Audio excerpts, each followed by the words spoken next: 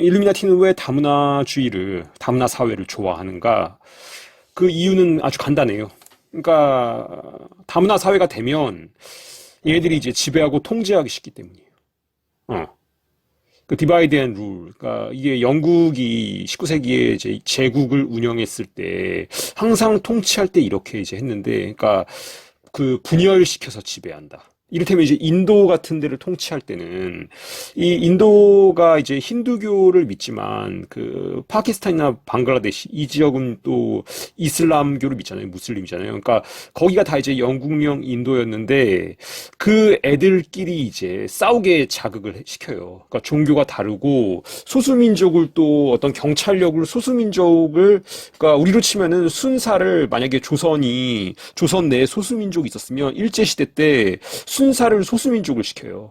그러면 이제 어떤 얘네들이 숫자는 적지만 지배적인 위치가 돼서 다수를 또 탄압하는. 그러니까 이런 식으로 어떤 원래 거기가 다민족 국가면 그 민족들끼리 서로 싸우게 만들어요. 분열시켜서. 이게 이제 그런 어떤 분열해서 지배하는 방식인데 이 메커니즘이 지금 동일하게 돌아가고 있어요. 그러니까 이제 이를테면 정치를 치면 좌파, 우파 나눠서 지들끼리 서로 싸우게 만들고 뭐 페미니즘 이걸로 이제 남자랑 여자가 자기들끼리 싸우게 만들고 뭐 동성애 트랜스젠더 이런 걸 또 부각시켜가지고 그 정상적인 어떤 이성애자들 정상적인 사랑하는 사람들과 이들과 또 퀴어랑 싸우게 만들고 또 인종으로 또 뭐 흑인이랑 백인 또 그들끼리 싸우게 만들고 다문화로 하면은 이제 이주민을 받아들이게 해가지고 그 이주민과 원래 이제 원주민 사이에 갈등이 발생하게 만들고 이러면 이제 그 국가 내에서 자기들끼리 싸우느라고 국가가 통합되지 못하고 그러면 이제 어떤 그 일루미나티, 그러니까 글로벌 금융 자본이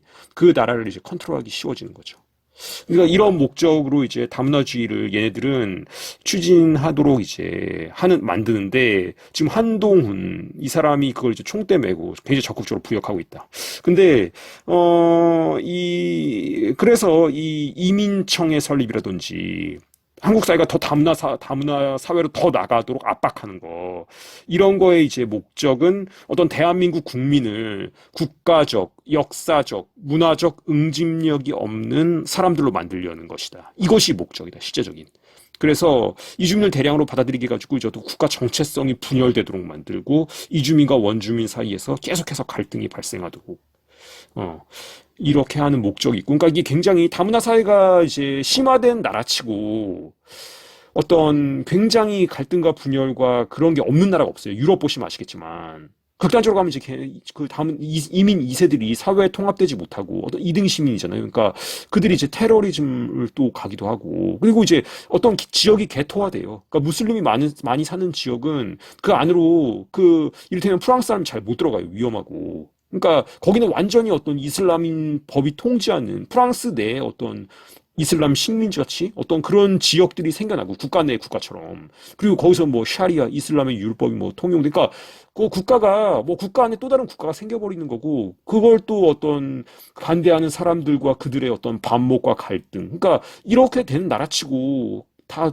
어떤 굉장히 기울어요 나라가. 근데 지금 한국이 그런 방향으로 접어들었다고 지금 할 수 있고 이 이주민이 한국에 완전히 동화될 거라는 생각은 환상이에요.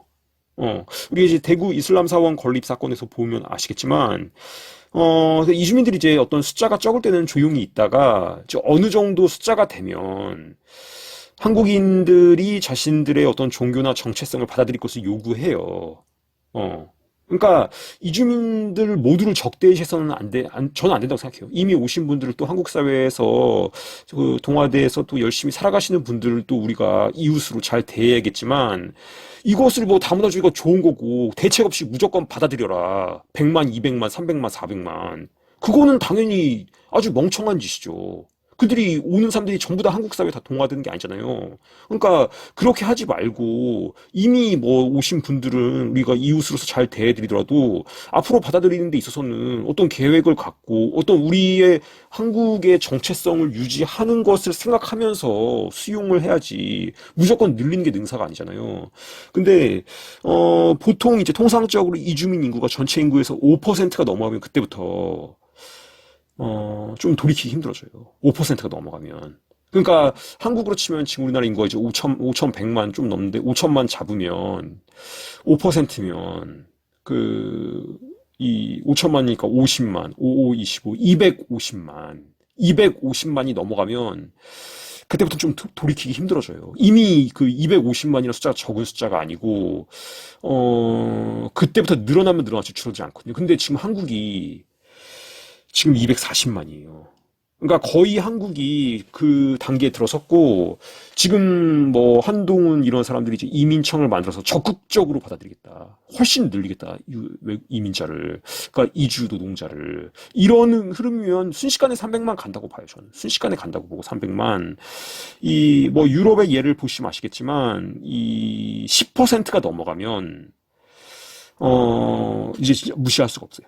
그러니까 이제 어떤 세력화되고, 특히 이제 그 일루미나티 글로벌 금융자본이 이제 이런 애들을 밀어줘요, 도와줘요. 지금 영국 수상 리시 수낙이라든지 런던 시장 사디크 칸, 뭐 파키스탄, 인도 이런 데 사람들이 영국의 지금 수상이랑 그 영국의 수도의 시장이에요.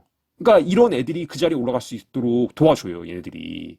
그러면은 이들이 이제 그런 어떤 정치계 이런 데 진출해가지고 자신들한테 어떤 이익이 되는 법도 만들고 정책도 만들고 한단 말이에요. 10%가 넘어가면.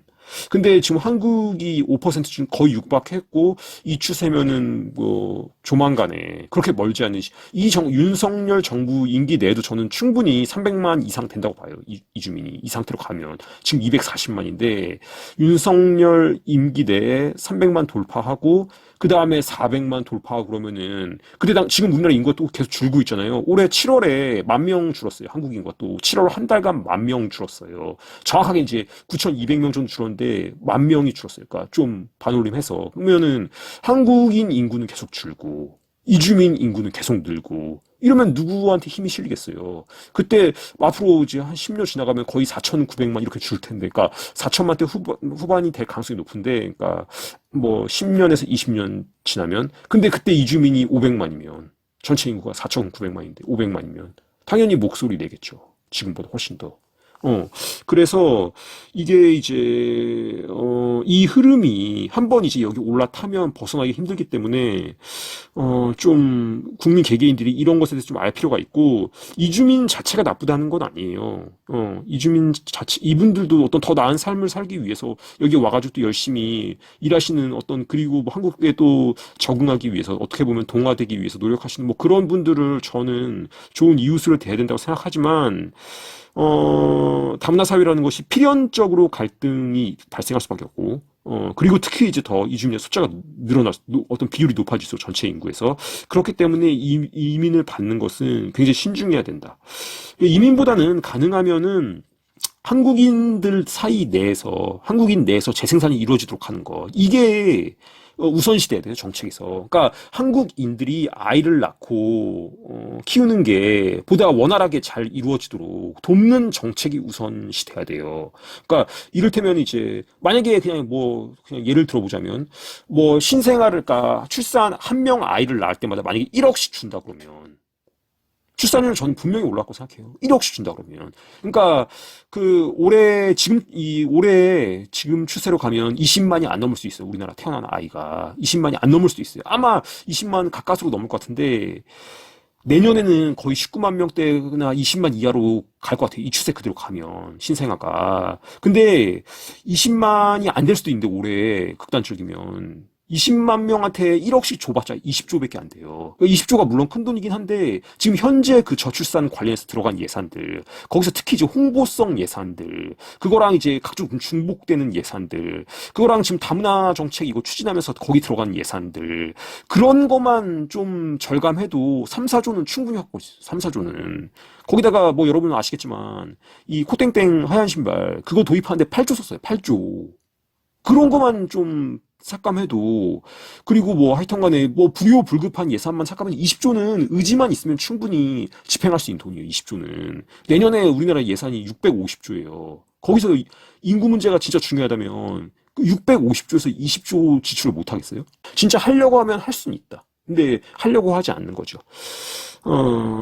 그래서 지금 이제 이런 상황이 더 심화될 걸로 보여요. 그러니까 뭐 한동훈 이런 사람들이 굉장히 일루미나티 어젠다를 발벗고 나서서 이민청을 만들고 뭐 필리핀 가사도우미를 받아들이고 이주노동자를 그 받아들인 걸 지금 뭐 12만 명을 늘리고 뭐 여러 가지 지금 막 정책 쏟아내고 있는데 굉장히 좀 우려스럽고 좀 국민 개개인들이 이 다문화주의 속에 숨어 있는 다문화주의 어젠다 속에 숨어 있는 어떤 그 복합적인 의도들에 대해서 좀 이해하시고 어떤 목소리를 내셨으면 하는 그런 마음입니다.